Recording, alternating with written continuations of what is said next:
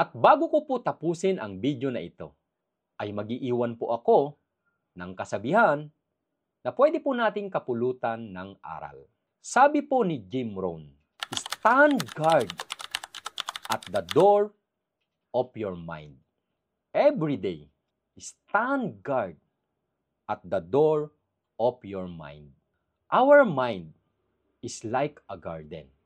Sa isang garden, nagtatanim tayo ng halaman o ng mga halaman.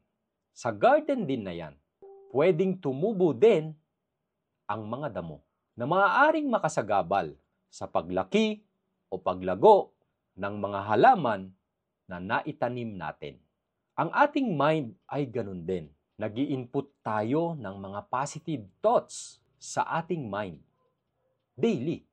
Pero everyday, may mga pumapasok dyan na mga damo, mga negativities na pwedeng pumasok sa ating mind.